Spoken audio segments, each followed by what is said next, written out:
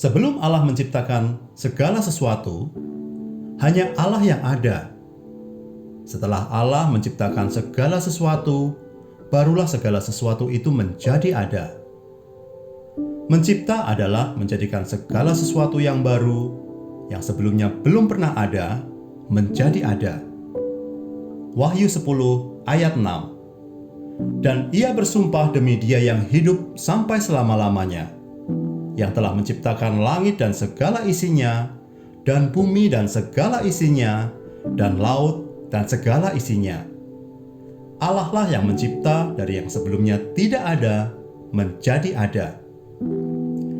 Sebagai pencipta, tentulah Allah yang menjadi pemilik dari segala ciptaannya, baik ciptaan yang terlihat maupun yang tidak terlihat. Langit, bumi, dan segala isinya, termasuk manusia. Ya, kita semua adalah milik kepunyaan Allah. 1 Korintus 8 ayat 6. Bagi kita hanya ada satu Allah saja, yaitu Bapa, yang daripadanya berasal segala sesuatu, dan yang untuk Dia kita hidup. Hanya ada satu Allah saja. Ulangan 6 ayat 4, lewat Musa Allah berpesan kepada umat Israel. Dengarlah hai orang Israel, Tuhan itu Allah kita, Tuhan itu Esa. Kembali ke 1 Korintus 8 ayat 6, hanya ada satu Allah saja, yaitu Bapa, yang daripadanya berasal segala sesuatu. Allah yang Esa, yang hanya ada satu, disebut Bapa. Kenapa disebut Bapa? Karena daripadanya berasal segala sesuatu. Bapa dari segala sesuatu. Dan yang untuk Dia kita hidup. Artinya Allah menciptakan saya dan kamu di dunia ini bukan untuk sekedar asal-asalan. Jika temanmu mempunyai suatu barang dan ia meminjamkan kepadamu, tetapi kamu tidak tahu cara menggunakan barang itu, dan kamu tidak mau mencari tahu bagaimana ini fungsinya, maka barang itu akan menjadi sia-sia di tangan kamu. Begitu juga kita.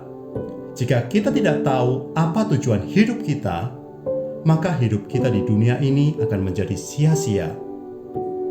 Hidup kita bukan berpusat pada diri kita sendiri. Sebagai pencipta, Allah merancang engkau dan saya senantiasa untuk menjadi alat bagi kemuliaan-Nya. Allah itu roh.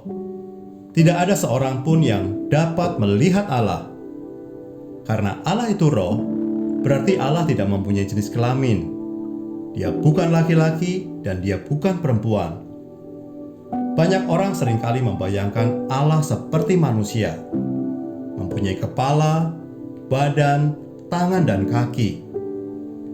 Gaya bahasa dari para penulis Alkitab pun seringkali menggambarkan Allah secara simbolik.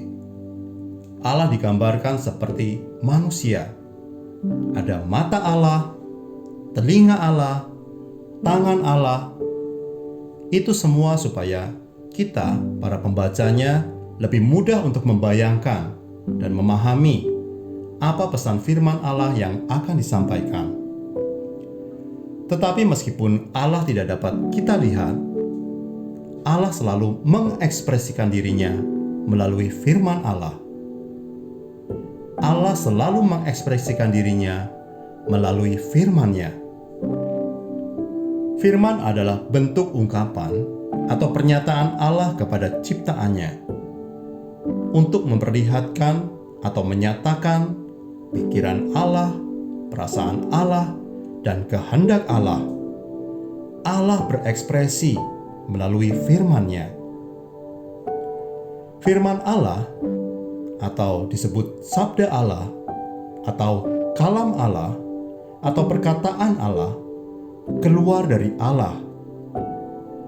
Dari perkataan seseorang kita bisa mengerti seperti apa orang itu. Karena perkataan dari seseorang adalah ekspresi diri yang keluar dari orang itu. Selain mempunyai firman, Allah juga mempunyai nafas. Nafas Allah ini disebut kuasa Allah. Dengan kuasanya, Allah dapat melakukan banyak hal. Tanpa kuasanya, Allah tidak dapat melakukan ini dan itu. Oleh karena kuasa yang tidak terbatas inilah, manusia seringkali menyebut Allah sebagai Allah yang Maha Kuasa. Saat Allah menciptakan langit dan bumi, Allah menciptakan langit dan bumi dengan firman dan kuasanya. Allah yang hidup adalah Allah yang mempunyai nafas kuasa. Allah yang hidup adalah Allah yang dapat berfirman. Allah yang suka berbicara pada umatnya. Allah yang kekal memiliki firman dan kuasa yang sama kekalnya. Karena firman dan kuasa Allah serta sifat-sifat Allah ada di dalam Allah yang kekal.